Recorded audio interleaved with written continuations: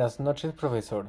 Junto a mi grupo nos complace presentar el proyecto titulado Sistemas Operativos y Configuración.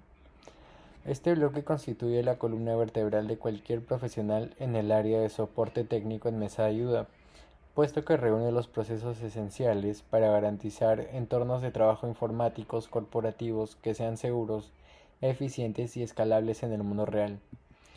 A lo largo de esta sustentación, nuestro proyecto abordará cuatro pilares fundamentales de la infraestructura tecnológica.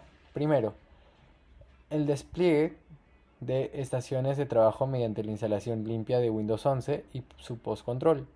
Segunda, la optimización avanzada del rendimiento. Tercero, la diversificación de entornos mediante el despliegue de una distribución Linux, especialmente Ubuntu Desktop. Y cuarto, la gestión de usuarios y permisos multiplataforma, controlando los niveles de privilegios para la seguridad de la información. Como justificación de la elección de este tema, el despliegue de imágenes de sistemas operativos y la resolución de problemas de compatibilidad base representan uno de los flujos de tickets más recurrentes en el soporte técnico corporativo. Un error en la instalación inicial puede comprometer la seguridad de toda la red de la organización. Instalación. En esta fase de preparación del hardware y firmware, el primer paso obligatorio ocurre directamente en la placa madre, antes de cargar el instalador. Debemos validar que el firmware esté configurado en el modo Wi-Fi nativo, con el protocolo de seguridad Secure Boot o arranque seguro habilitado y el módulo criptográfico TPM 2.0 activando en su modalidad física o de procesador. Una vez listos estos filtros de compatibilidad, pasamos al paso 2, que es la instalación limpia o Bare Metal Deployment. Como estamos trabajando con una computadora completamente nueva de fábrica, el almacenamiento se encuentra en estado bruto. Por lo tanto, en la interfaz del instalador no realizamos ninguna eliminación de sus particiones, ya que el disco viene virgen. En su lugar, seleccionamos directamente el espacio no asignado en la unidad 0 y hacemos clic en Siguiente. Al hacer esto, el asistente inicializa automáticamente el almacenamiento bajo el esquema GPT, necesario para el correcto funcionamiento de Windows 11. Estructura de particiones de Windows 11. Como consecuencia de la inicialización en formato GPT, el propio instalador estructura de forma automática las cuatro particiones nativas obligatorias que vemos en pantalla.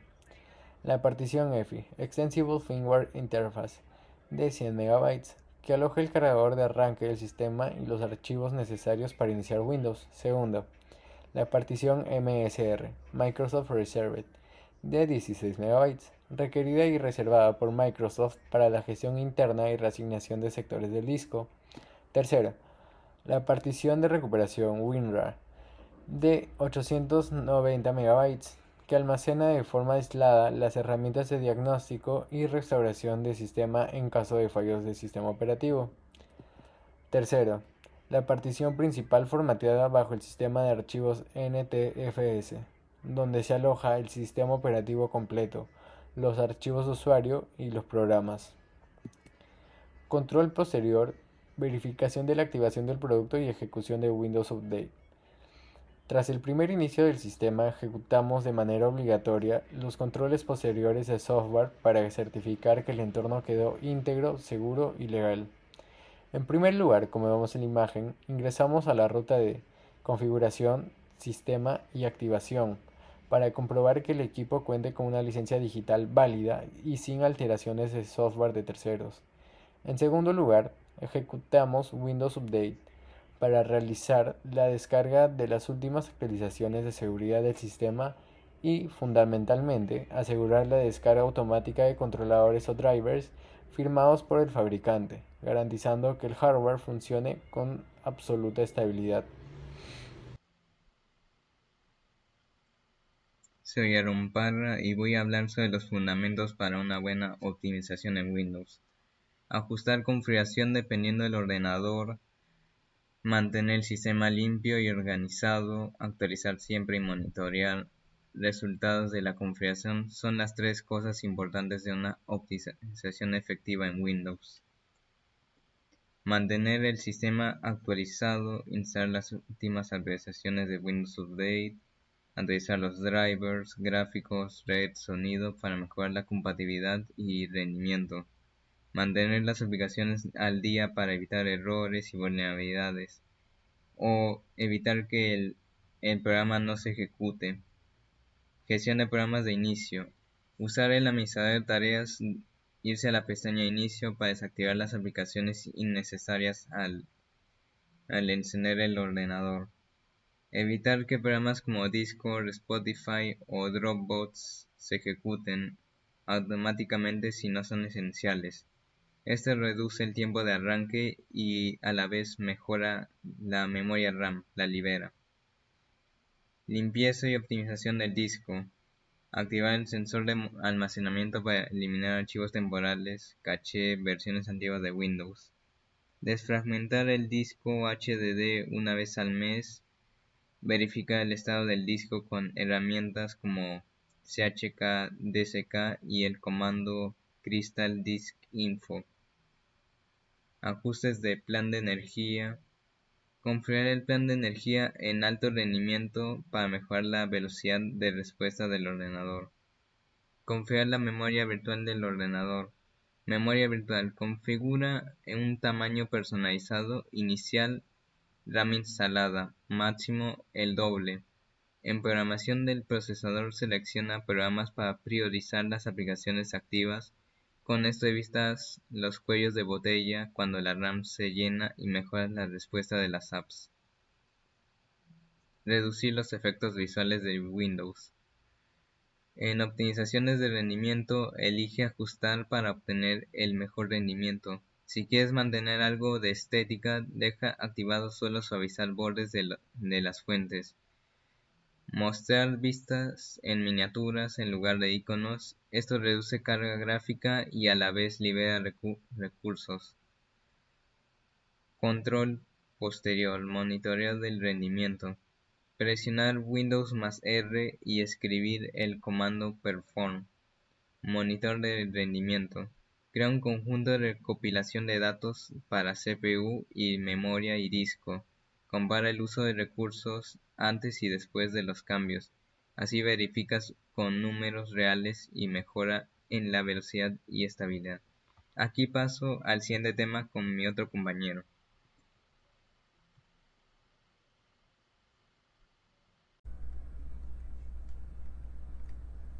Hola, soy Mateo Mendoza Salgado y en este video voy a explicar la actividad de despliegue de una distribución Linux, específicamente Ubuntu Desktop. Vamos a cubrir 4 partes principales: la instalación completa del sistema, la configuración de la estructura de archivos, la gestión de software mediante la terminal apt-get y finalmente el control posterior, donde programamos la compatibilidad de los periféricos como la impresora y la red en el nuevo entorno. Empecemos con la primera fase, la preparación del medio de arranque.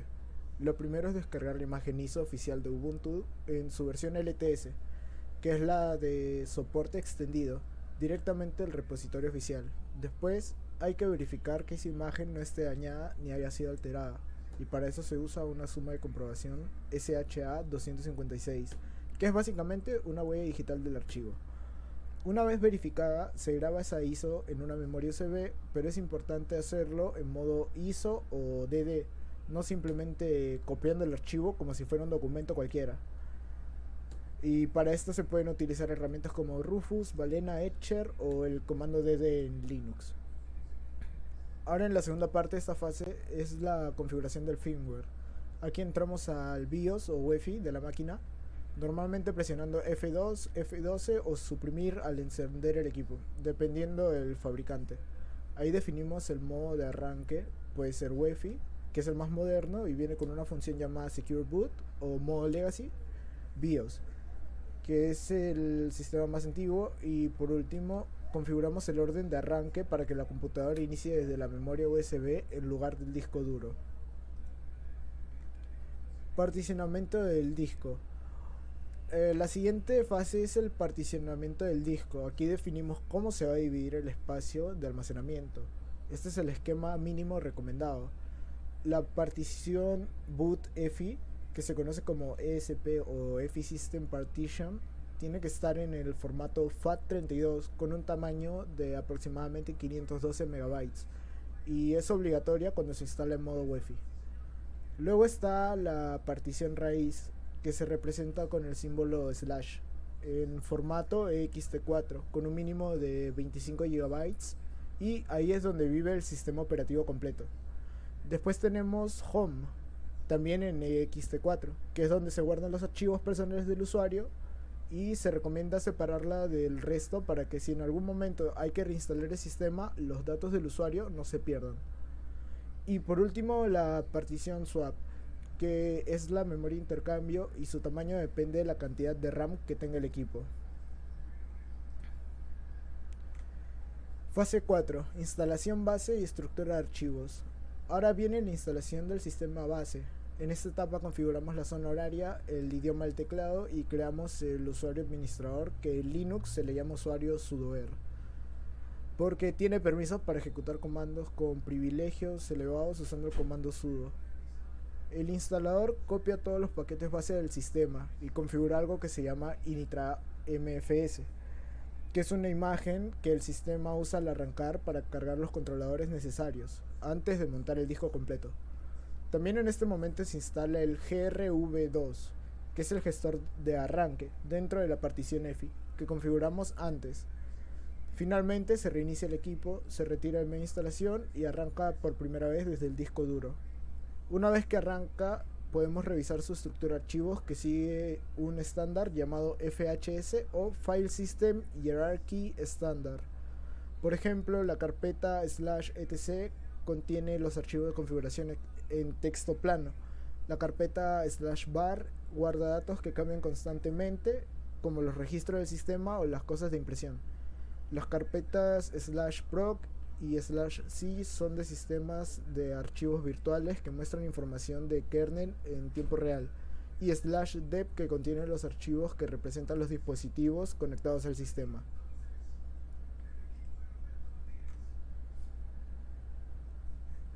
Diapositiva 7. Gestión de software por terminal apt. Ahora hablemos de la gestión de software mediante la terminal.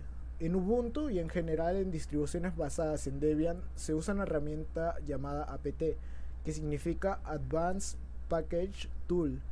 Esta herramienta es como una interfaz más amigable sobre otra herramienta más básica llamada dpkg. El flujo típico es el siguiente. Primero ejecutamos sudo apt update, que actualiza el índice local de los repositorios, es decir, la lista de paquetes disponibles. Después sudo apt upgrade, que actualiza los paquetes que ya tenemos instalados a sus versiones más recientes. Para instalar algo nuevo, por ejemplo el cliente de impresión COPS, usamos sudo apt install COPS. Podemos verificar que quedó instalado en apt-list installed y filtrando por el nombre.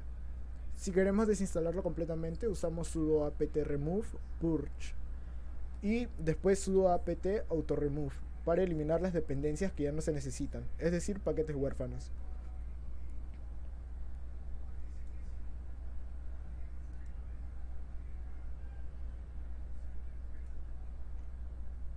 Fase 5. Control posterior. Red DHCP. Pasamos ahora al control posterior, que consiste en probar que los periféricos funcionen correctamente en el nuevo entorno, o sea, empezamos con la red.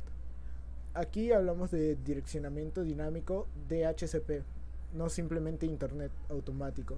Lo que pasa técnicamente es que el cliente DHCP de Ubuntu, que puede ser Network Manager o SystemMD, Network KD, se comunica con el servidor DHCP del router y a partir de esa negociación que tienen obtiene una dirección IP, la máscara de subred, la puerta de enlace y los servidores DNS.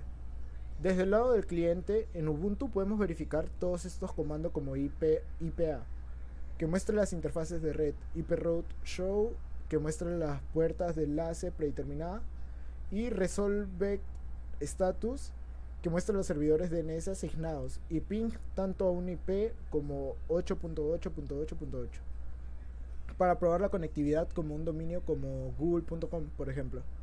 Para probar que la resolución de nombre funciona, Pero también hay que validar desde otro lado, es decir, desde el router. Entramos en la interfaz web de administración, normalmente en una dirección como 192.168.0.1 o 192.168.1.1. Y ahí buscamos la tabla de clientes DHCP, también llamada tabla de lices. Ahí deberíamos ver la dirección MAC de nuestro equipo Ubuntu con una IP arrendada de forma activa, lo que confirma que el direccionamiento dinámico está funcionando correctamente en ambos extremos. Fase 5, control posterior ya en la impresora. El otro periférico que vamos a probar es la impresora. El Linux, el sistema está encargado de la impresión. Se llama COPS, que significa Common Unix Printing System. El proceso tiene 4 pasos. Primero verificamos que el servicio está activo con systemctl status cops. Segundo, detectamos la impresora, ya sea por descubrimiento de red, usando un protocolo llamado MDNS o Bonjour, que gestionado por un servicio llamado Avai, o bien por conexión USB directa, usando el comando ipinfo /b. Tercero, configuramos la impresora seleccionando el driver correspondiente, que técnicamente se llama controlador PPD. Y cuarto, hacemos una prueba de impresión y verificamos el estado del trabajo en la cola de impresión, usando comandos como ipstat, /p/d o ipq. Eh, el checklist final o lista de verificación final. Para cerrar esta es la lista de verificación final que confirma que todo el despliegue se hizo correctamente. Que el arranque haya sido exitoso en modo UEFI con GRV2 funcionando, que el esquema de particiones GPT con la partición EFI, la raíz y /home estén correctamente montadas, que los comandos apt update y apt upgrade se hayan ejecutado sin errores, que hayamos podido instalar y desinstalar un paquete de pruebas sin problemas, que la dirección IP asignada por DHCP esté confirmada en la tabla de lices del router, que la resolución DNS y la conectividad de ICMP, es decir, el ping, estén funcionando, y finalmente que la impresora haya sido detectada a través de COPS y que la impresión de prueba haya sido exitosa. Con todo esto completamos el proceso de despliegue de Ubuntu Desktop: la instalación, la estructura de archivos, la gestión de software por terminal y el control posterior de periféricos. Muchas gracias. Yo soy Gonzalo Suavo y mi tema es gestión de permisos y usuarios en entornos multiplataforma. En este apartado se detalla la implementación práctica de directivas de seguridad informática enfocadas en el control de acceso y el principio de mínimos privilegios en entornos multiplataforma, Linux y Windows 10.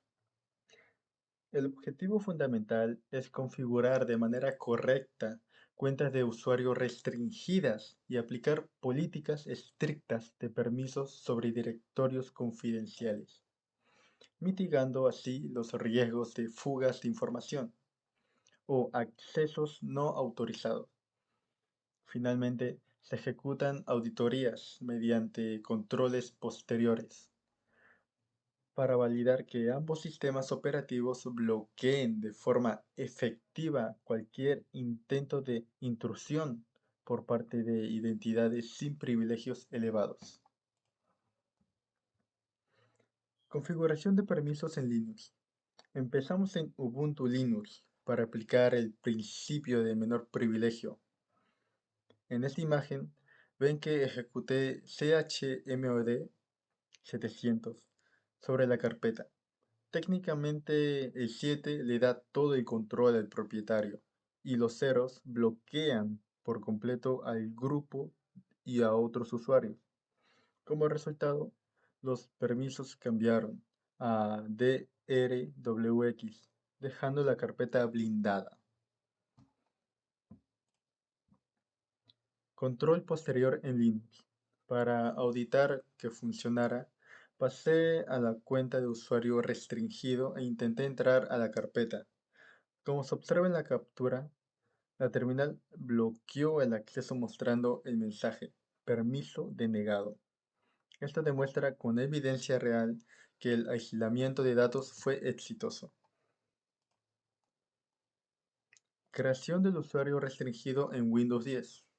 Pasando a Windows 10, creamos unas cuentas estándar para mitigar riesgos. En lugar de usar la interfaz gráfica, ejecuté de forma técnica en el CMD el comando netuser con el nombre y contraseña. En la imagen se ve la confirmación de que se completó el comando correctamente, asegurando un usuario sin privilegios de administrador. Bloqueo y control posterior en Windows 10. Por último, modificamos las listas de control de acceso, ACL, de la carpeta para quitarle los permisos a este nuevo usuario. En esta captura, al intentar abrir el directorio desde la cuenta restringida, Windows lanza la alerta de no se tiene acceso. Así demostramos que el bloqueo funciona perfectamente en ambos sistemas. Muchas gracias y le dejo el pase a mi compañera.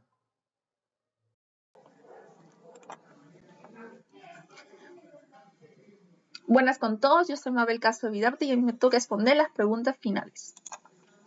1. ¿Por qué es importante verificar los requisitos antes de instalar Windows 11? Es importante porque Windows 11 necesita una arquitectura moderna y segura. Por eso se debe verificar que el equipo tenga UEFI, SecureBot habilitado, TPM 2.0 y disco en formato GPT. Eso permite una instalación correcta y más segura del sistema operativo. 2. ¿Qué ocurre durante una instalación limpia de Windows? Durante una instalación limpia se debe eliminar las particiones anteriores, se formata el almacenamiento y se instala Windows desde cero. Luego el instalador crea automáticamente las particiones necesarias que habíamos dicho, que es el EFI, el MCR, el principal, el NTF y Recovery. 3. ¿Qué se debe hacer después de instalar Windows 11? Después de la instalación se debe realizar un control posterior. Esto incluye verificar que Windows esté activado. También deben buscar actualizaciones en Windows Update, instalar controladores y reiniciar el equipo si es necesario. 4. ¿Cómo se puede optimizar el rendimiento de Windows? Bueno, podemos optimizar configurando la memoria virtual, reduciendo los efectos visuales y monitoreando el rendimiento con herramientas como perfmon. Esto ayuda a liberar recursos, mejorar la velocidad y comprobar si realmente hubo una mejora en el sistema. 5. ¿Por qué es importante gestionar permisos y usuarios de Windows y Linux? Es importante porque permite proteger carpetas o información confidencial al aplicar permisos correctamente. Se evita que usuarios sin privilegios accedan a nuestros archivos protegidos. Esto ayuda a cumplir el principio de mínimos privilegios y mejora la seguridad del sistema. Bueno, esa ha sido toda nuestra exposición. Muchas gracias, profesor. Muchas gracias a mis compañeros. Muchas gracias a todos.